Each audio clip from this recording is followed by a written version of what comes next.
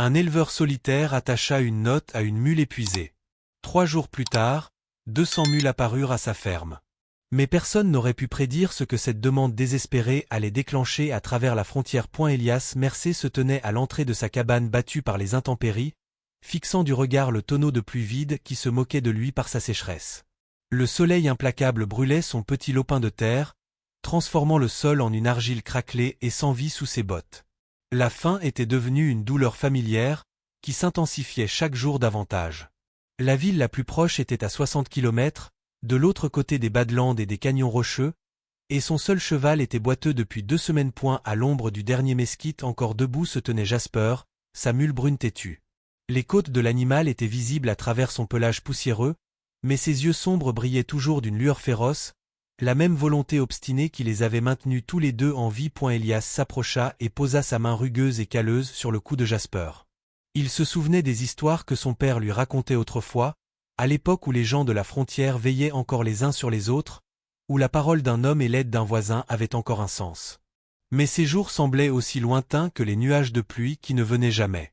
La plupart avaient émigré vers des vallées plus verdoyantes, laissant Elias seul avec sa fierté et les vestiges de son ranch mourant. Le désespoir le rongeait plus que la faim. Il y a quelques mois, il avait vendu tout ce qui avait de la valeur. Sa selle de rechange, ses quelques outils, même le médaillon en argent de sa défunte épouse. Il ne lui restait plus que cette parcelle de terre aride, la mule et son espoir tenace qui refusait de mourir. Et elle sortit un bout de papier de sa poche et un crayon usé. Ses mains tremblaient tandis qu'il écrivait « À celui qui trouvera ceci. Je suis Elias Mercé, du ranch Dry Hollow. Je suis sans nourriture ni eau depuis 2 semaines. Si vous avez de la compassion dans votre cœur, tout ce que vous pourrez me donner sera une bénédiction. Je vous rembourserai en travaillant lorsque la pluie reviendra. » Il plia le papier et l'attacha soigneusement à la bride de Jasper avec un morceau de ficelle effiloché. La mule renifla et agita les oreilles en signe de légère protestation. Elias ouvrit la petite porte du corral poussiéreux et regarda Jasper sortir, se dirigeant vers le sentier lointain qui menait à la civilisation. La mule avançait lentement mais avec détermination, comme si elle comprenait d'une manière ou d'une autre le fardeau qu'elle portait. Elias resta debout sous la chaleur brûlante de l'après-midi, se demandant s'il venait d'éloigner son seul ami pour toujours. Mais avant que cette pensée ne s'installe, il entendit quelque chose qui lui glaça le sang. Des bruits de sabots, de plus en plus forts, venant de l'est. 3 cavaliers apparurent au-dessus de la crête, leurs silhouettes scintillant dans la chaleur. Ils portaient des manteaux usés par la route et avaient le regard dur des hommes habitués à obtenir ce qu'ils veulent. La main d'Elias se posa instinctivement sur l'étui vide à sa hanche. Il avait vendu son arme quelques semaines plus tôt contre de la farine, qui était depuis longtemps épuisé. Le cavalier de tête, un homme au visage étroit et à la barbe grisonnante, retint son cheval près de la clôture. Son regard froid balaya le terrain avec un intérêt calculé. Vous êtes Mercé ? Demanda-t-il en crachant dans la poussière. Oui, répondit Elias avec prudence. Que faites-vous ici ? Je m'appelle Dugan, dit l'homme avec un sourire fin et sans humour. J'ai entendu dire que vous aviez des problèmes. J'ai pensé vous faire une offre. Elias sent its son Estimac S.E. Newier. Il avait déjà entendu parler de Dugan, un charognard de rêve, un homme qui achetait des ranchs en faillite pour une poignée de dollars et les revendait à des sociétés minières. Je ne suis pas intéressé par la vente, dit Elias fermement. Dugan mit pied à terre, ses bottes atterrissant lourdement dans la poussière. Regarde autour de toi, Mercé. Ton puits est à sec, ta terre se meurt et tu es à moitié affamé. Je t'offre $50 pour toute la propriété, plus que n'importe qui d'autre. Elias déglutit péniblement. Son père avait payé $300 pour cette terre 30 ans auparavant, chaque centime gagné à la sueur de son front et à force d'un travail éreintant. L'idée de la céder pour si peu lui nouait l'estomac. J'ai dit non. Le regard de Dugan se durcit. Vous en êtes sûr ? On dit que vous en êtes réduit à mendier.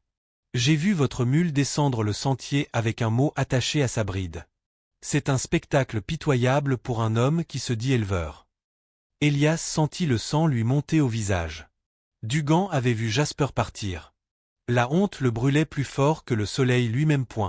Tu as 3 jours, Mercé, dit Dugan en remontant sur son cheval. Après cela, mon offre sera réduite à 20.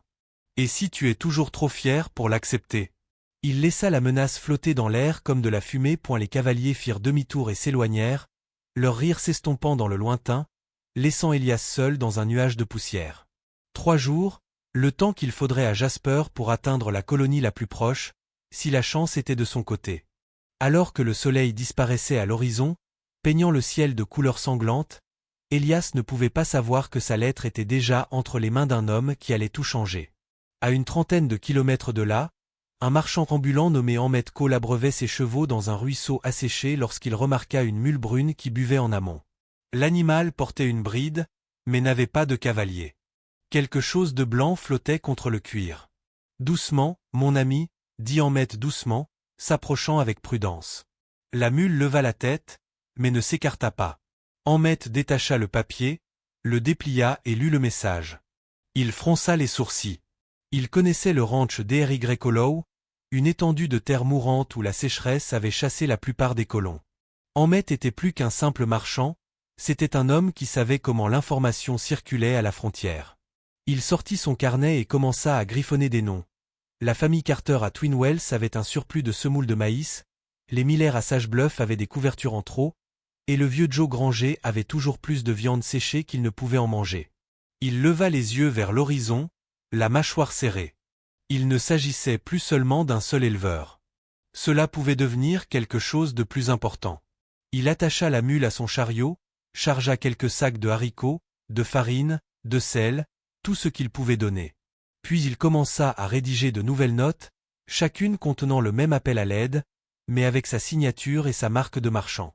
Il les donna aux cavaliers, aux cochers et aux commerçants qui passaient, à tous ceux qui voulaient bien l'écouter. Au coucher du soleil, la première vague d'une vague qui allait bientôt se propager sur des centaines de kilomètres avait commencé. Le soleil matinal se levait sur Ery Hollow comme une malédiction, sa lumière vive et impitoyable. Elias Mercé était assis sur les marches de sa cabane, sa tasse en étain vide pendant à la main. 3 jours s'étaient écoulés depuis que Jasper avait disparu derrière la crête, emportant avec lui ce message désespéré. 3 longs jours silencieux, remplis de doutes et de faim. Il avait rationné sa dernière poignée de haricots pour les faire durer, mais même cette maigre réserve était désormais épuisée. Sa gorge était sèche, ses lèvres gercées et à vif. Chaque fois qu'il regardait vers le sentier, son cœur se serrait un peu plus. L'horizon restait vide, pas de chariot, pas de mule, pas d'espoir. De lait lui parvint à nouveau le rythme lointain des sabots. Elias S.E. rated. Les Hams de Dugan. Cette fois, ils ne s'approchèrent pas, se contentant de tourner autour de sa propriété pour s'assurer qu'il les voyait. Leur rire, cruel et confiant, portait dans le vent sec. Ils attendaient, tournoyant comme des vautours au-dessus d'une carcasse agonisante. Elias essaya de se concentrer sur la réparation d'une partie de la clôture, mais ses mains tremblaient trop pour tenir le marteau fermement. Il essuya la sueur de son front et jura entre ses dents. 3 jours, murmura-t-il. C'est tout ce que tu as dit, Dugan. 3 maudits jours. Au moment où le soleil atteignit son zénith, une colonne de fumée attira l'attention d'Elias. Elle s'élevait à l'ouest, près du ruisseau asséché. La peur le saisit.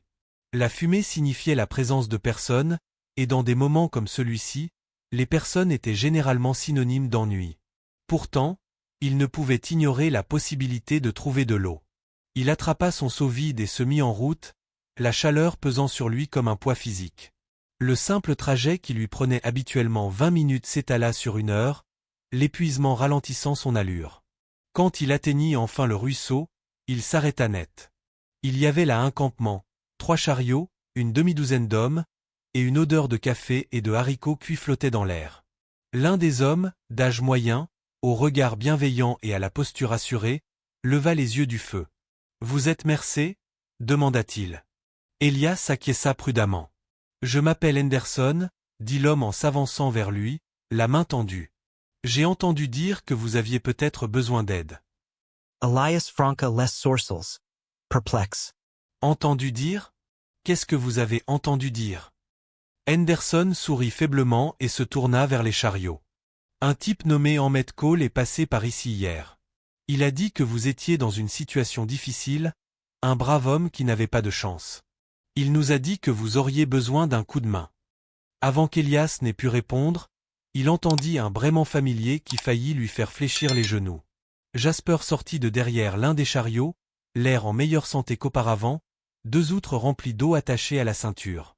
Ahmed Cole apparut un instant plus tard, le visage bronzé par le soleil, calme et déterminé. « Bonjour, Elias, dit-il. J'espère que cela ne te dérange pas, mais j'ai peut-être parlé de ta situation à quelques personnes qui croient encore à l'entraide entre voisins. » Elias essaya de parler, mais sa voix se brisa. Le soulagement l'envahit si rapidement qu'il en eut le vertige. Mais avant qu'il ait pu boire dans la tasse en étain qui lui était tendue, un autre nuage de poussière apparut au-dessus de la crête. Plusieurs cavaliers, avançant rapidement et avec détermination. Les hommes de Henderson se raidirent immédiatement, cherchant leurs fusils. Dugan et sa bande firent irruption dans la clairière, encerclant le petit campement dans un tourbillon de poussière. Le visage de Dugan était crispé de rage lorsqu'il descendit de son cheval. « Qu'est-ce que c'est que ça » aboya-t-il. « Un pique-nique caritatif ? Juste quelques personnes qui donnent un coup de main, répondit Henderson d'un ton calme, la main posée nonchalamment près de son fusil.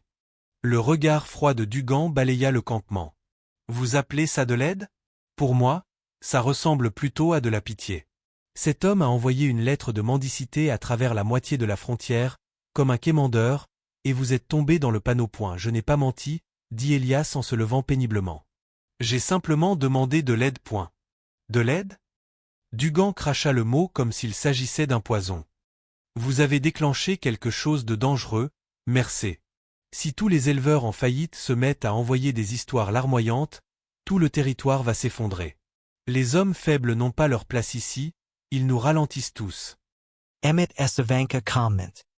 Ou peut-être que les faibles nous rappellent simplement ce que nous étions autrefois. À ma connaissance, aucune loi n'interdit à un homme de demander de l'aide. La tension épaississait l'air comme de la fumée. Les hommes de Dugan se agitèrent sur leurs selles, les mains près de leurs armes. Le groupe d'Henderson fit de même. Pendant un long moment, personne ne parla, jusqu'à ce qu'un autre cri rompe le silence. D'autres cavaliers arrivent du nord.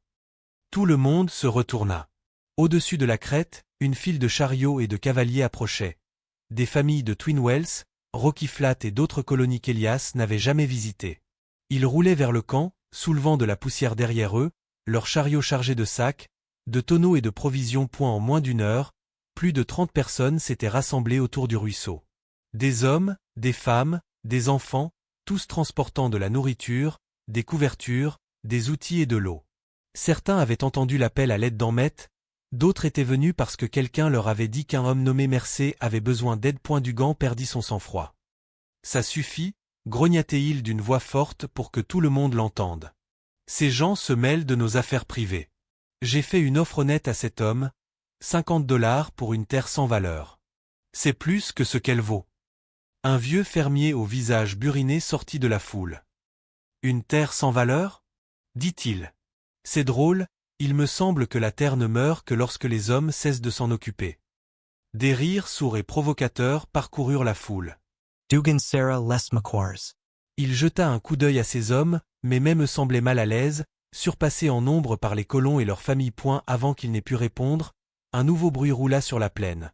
Un chœur profond et résonnant de braiements et de sabots. Des dizaines de mules apparurent du sud, leurs paquets cliquetant sous le poids des provisions. À leur tête chevauchait un homme grand et large d'épaules, vêtu d'un manteau couvert de poussière et arborant un sourire confiant. Clayton Reeves, chef de la plus grande coopérative marchande des 3 territoires, guida sa monture vers le campement. « Bonjour, tout le monde, lança-t-il. J'ai entendu dire qu'un homme avait besoin d'aide. » L'expression de Dugan passa de la colère à l'incrédulité alors qu'il comptait les animaux qui continuaient d'arriver. 50, peut-être plus, chacun transportant des marchandises provenant de différentes colonies. Clayton mit pied à terre et se dirigea droit vers Elias. « C'est vous qui avez envoyé le message ?» Elias acquiesça. « Tu as bien fait, » dit Clayton, assez fort pour que tout le monde l'entende. « Parfois, il suffit d'un appel à l'aide pour rappeler au reste d'entre nous ce que signifie la communauté. » Il se tourna vers la foule qui s'était rassemblée. « Nous avons été dispersés trop longtemps. Il est temps de recommencer à travailler ensemble. » Derrière lui, d'autres mules apparurent, des dizaines d'autres, chargées de marchandises empilées en hauteur. Dugan resta sans voix devant ce spectacle. Ce qui n'était au départ qu'un simple message désespéré s'était transformé en un convoi de secours coordonné s'étendant sur des kilomètres. Elias comprit que ce n'était que le début. Le campement de Dry Hollow s'était transformé du jour au lendemain. Ce qui n'était au départ que le dernier combat d'un homme mourant était devenu une petite colonie pleine de bruit, de lumière et de vie. Des feux crépitaient à une douzaine d'endroits, des casseroles sifflaient avec des haricots et du bacon, et des rires résonnaient dans l'air sec pour la première fois depuis des mois. Elias Mercer marchait lentement parmi les chariots, essayant toujours de comprendre ce qui se passait. Il y a 2 jours à peine, il était un homme prêt à abandonner, et maintenant, sa terre fourmillait de gens qui enfonçaient des pieux, creusaient des tranchées, transportaient de l'eau depuis un puits nouvellement creusé. Le bruit des pelles et des scies avait remplacé le silence. Mais malgré toute la chaleur apportée par ces gens, une tempête se préparait toujours à l'horizon. Dugan n'était pas parti. Lui et ses cavaliers campaient à quelques kilomètres à l'est, gardant leur distance, attendant. Ils avaient été humiliés devant la moitié de la frontière, et les hommes comme Dugan n'oubliaient pas ce genre de choses. Ahmed Cole se tenait à côté d'Elias, regardant le coucher de soleil peindre la vallée en or. Son visage était calme, mais sa main reposait près de son revolver. « Ils reviendront, dit-il doucement. Elias acquiesça. « Je sais. Alors, nous allons nous assurer que vous aurez quelque chose qui vaut la peine d'être défendu quand ils reviendront. » À la tombée de la nuit, les colons avaient construit un corral rudimentaire et réparé la vieille grange. Henderson et quelques autres avaient même trouvé des traces d'eau souterraine sous une parcelle de terre craquelée. S'ils parvenaient à creuser un puits, la terre pourrait peut-être revivre. Alors qu'Elias fixait le feu, Clayton Reeves s'approcha, une tasse en étain à la main. « Tu aurais cru revoir un jour autant de monde ?» demanda-t-il avec un sourire. « Jamais de la vie, » répondit Elias en esquissant un faible sourire. Clayton s'accroupit à côté de lui. « Tu as fait plus qu'appeler à l'aide, Mercer. Tu as réveillé les gens. Il y a beaucoup de gens bien ici qui ont été effrayés, battus, dispersés par la sécheresse et la cupidité. Tu leur as donné une raison de se rassembler à nouveau. » Elias secoua la tête. « Tout ce que j'ai fait, c'est écrire un mot. »« C'est tout ce qu'il faut, » dit Clayton. Une seule voix. Le lendemain matin, le bruit des coups de feu brisa le calme fragile. Une balle frappa le mur de la grange, projetant des éclats de bois. Les hommes crièrent et plongèrent pour se mettre à l'abri. La bande de Dugan était de retour. Ils arrivèrent en force depuis la crête. 15 cavaliers, laissant derrière eux un nuage de poussière, leurs fusils brillant au soleil. Elias attrapa son vieux fusil et se cacha derrière un chariot. Les hommes de Henderson ripostèrent, les balles sifflant dans les airs. Éloignez-les du puits. Cria quelqu'un. Le combat fit rage pendant des minutes qui semblèrent durer des heures. Les chevaux hennissaient, la poussière étouffait l'air et le bruit du métal et du tonnerre remplissait la vallée. Ahmed Cole se déplaçait comme une ombre, tirant avec précision, chaque coup étant mesuré et délibéré. Lorsque Dugan comprit que les colons ne céderaient pas, il retira son cheval et cria au milieu du chaos. « Ce n'est pas fini, Mercer. Tu crois que ces gens resteront quand la pluie ne viendra pas? Tu crois que la charité peut faire fleurir une terre morte ?» Elias sortit de sa cachette, l'arme toujours à la main. « Peut-être pas, » répondit-il en criant. « Mais je préfère de loin les cœurs honnêtes à ton genre de pouvoir. » Pendant un instant, Dugan sembla prêt à charger à nouveau, mais il vit alors quelque chose qui fit vaciller son rictus. Derrière Elias, d'autres cavaliers apparaissaient, non pas des bandits armés, mais des habitants de Twin Wells et d'Iron Mesa. La nouvelle de l'attaque s'était répandue, et les hommes venaient défendre ce qu'ils appelaient désormais leur colonie. En infériorité numérique et surpassée, Dugan cracha dans la poussière, puis fit demi-tour avec son cheval. « Tu vas le regretter, Mercer. » « Crois-moi. » Alors que sa bande s'éloignait, les colons poussèrent des cris de joie. La vallée redevint silencieuse, à l'exception du bruit du vent qui balayait la plaine. Ahmed rangea son arme dans son étui et se tourna vers Elias. « Tu viens de gagner une guerre, mon ami. Mais les guerres ont la mémoire longue. » Cette nuit-là, tandis que les blessés étaient soignés et que les feux brûlaient faiblement, Elias s'assit à côté de Jasper. La vieille mule se reposait près de la grange, une légère coupure sur le flanc. Elias lui caressa doucement le cou. « Tu as bien fait, mon vieil ami, » murmura-t-il. Derrière eux, on entendit le bruit sourd de bottes. C'était Henderson. « Nous serons à vos côtés, » dit-il simplement. « Quoi qu'il arrive. » Elias leva les yeux. Autour de lui, les familles s'installaient déjà. Les enfants couraient entre les chariots, Les femmes préparaient le ragoût, les hommes construisaient des clôtures. Ce n'était plus seulement son ranch. C'était quelque chose de nouveau. Quelque chose qui appartenait à tout le monde. Les semaines suivantes passèrent dans un tourbillon de travail. Les colons creusèrent profondément et trouvèrent enfin de l'eau pure, froide, claire et inépuisable. Ils applaudirent jusqu'à en avoir la voix cassée. Peu après, quelqu'un construisit un panneau à l'entrée de la vallée. Colonie coopérative de DRY Hollow. Ce n'était rien d'extraordinaire, juste quelques lettres gravées sur une planche. Mais cela représentait quelque chose de puissant. L'idée que l'Ouest n'appartenait pas seulement aux plus forts, mais à ceux qui s'unissaient. À l'approche de la saison des récoltes, des chariots arrivèrent de tous les territoires. Ils apportaient des semences, des outils et du bétail. Certains venaient par gentillesse, d'autres parce qu'ils voyaient un avenir prometteur dans ce qui se développait ici. Un soir, alors que le soleil se couchait et que les premières étoiles scintillaient dans le ciel, Elias grimpa sur la crête surplombant ces terres. Là où il n'y avait autrefois que poussière et silence, des lanternes brillaient désormais comme des constellations sous ses yeux. Il repensa à la note, cette simple lettre écrite dans un moment de désespoir, et au chemin qu'elle lui avait fait parcourir. Emmett le rejoignit sur la crête, les mains dans les poches de son manteau. « Tu t'es déjà demandé pourquoi il ne t'avait pas simplement abattu le premier jour ?» demanda-t-il. Elias cligna des yeux. Dugan? Emmett acquiesca. Il en avait l'occasion. Tu étais seul. Personne ne l'aurait arrêté. Elias réfléchit longuement avant de répondre. Peut-être que même des hommes comme Dugan ont besoin de quelqu'un à détester. Quelqu'un qui leur rappelle qu'ils ne sont pas Dieu. Emmett sourit faiblement. Tu as l'âme d'un poète, merci. Peut-être. Ou peut-être suis-je simplement un imbécile qui s'est enfui par peur. Ils restèrent debout en silence, regardant le vent agiter les hautes herbes qui avaient déjà recommencé à pousser. Quelque part en contrebas, un bébé pleurait et quelqu'un se mit à jouer de l'harmonica. Le son montait et descendait avec le vent, fragile, humain, vivant. L'automne s'installa lentement à DRY Hollow. Le vent s'était calmé, le sol avait foncé, et pour la première fois depuis des années, la verdure commençait à reconquérir la vallée. Le maïs poussait là où la poussière régnait autrefois, et l'eau du puits scintillait comme du verre sous le soleil levant. Elias Mercé travaillait aux côtés des autres de l'aube au crépuscule. Ses mains étaient gercées et couvertes de cicatrices, mais ses yeux reflétaient la sérénité que procure l'espoir.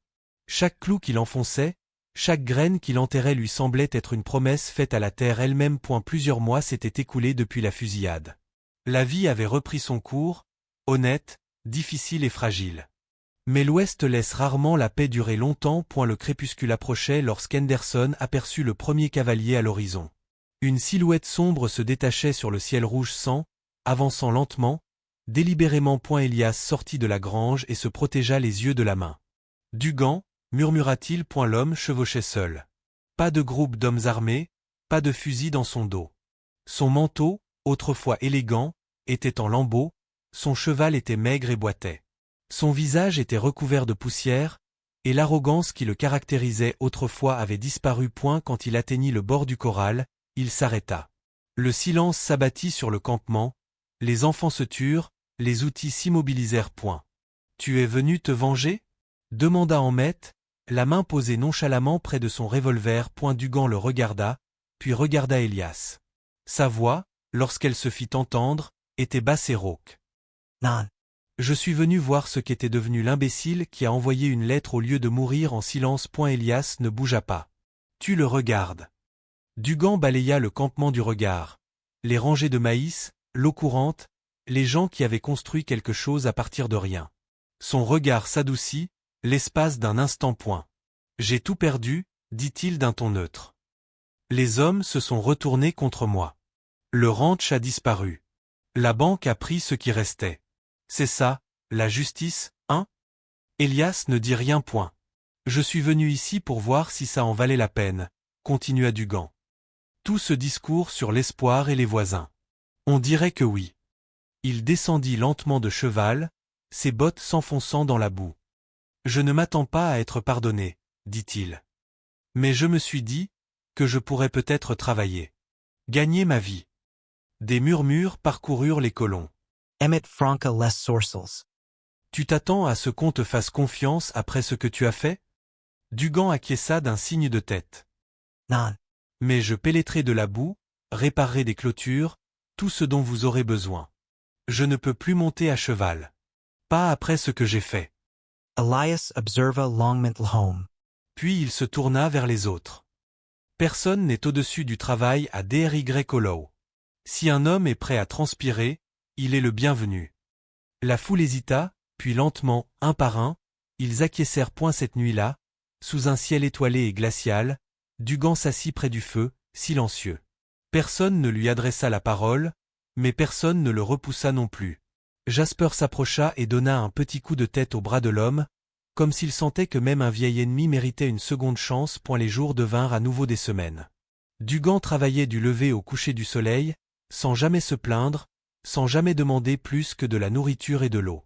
Il ne parlait pas beaucoup, mais lorsqu'il le faisait, c'était d'une voix calme, celle d'un homme qui avait vu sa propre fin et qui l'avait survécu. L'hiver arriva tôt cette année-là. Une violente tempête balaya la vallée, brisant les clôtures, inondant le ruisseau et arrachant la moitié des toits de leurs poutres. Pendant 3 nuits, le vent a hurlé comme un être vivant, poussant une pluie glaciale à travers les plaines. Quand il s'est enfin calmé, Elias a trouvé Dugan à moitié enseveli sous la neige près du corral, les mains gelées serrant toujours la corde qu'il avait utilisée pour sauver le bétail. Ils l'ont transporté à l'intérieur, mais son souffle était faible.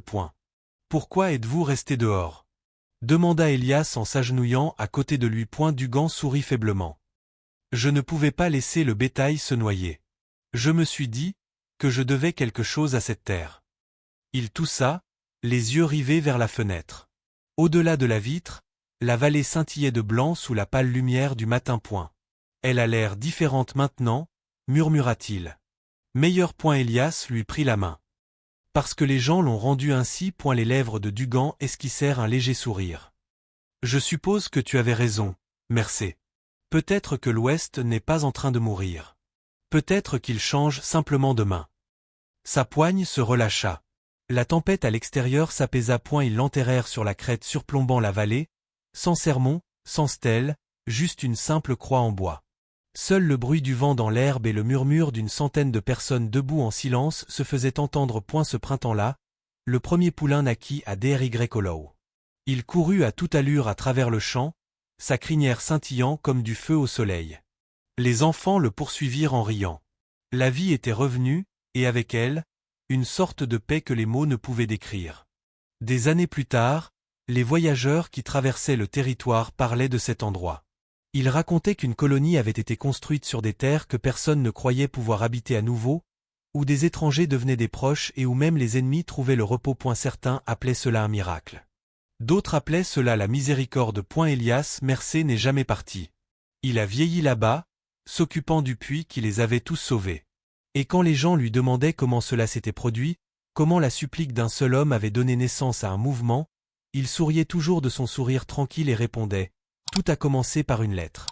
Une seule lettre, et quelques cœurs généreux prêts à écouter. » Et quand le vent balayait la vallée, murmurant à travers les blés, cela ressemblait presque à des applaudissements, pour un homme qui croyait que même dans les terres les plus inhospitalières, la bonté pouvait encore prendre racine.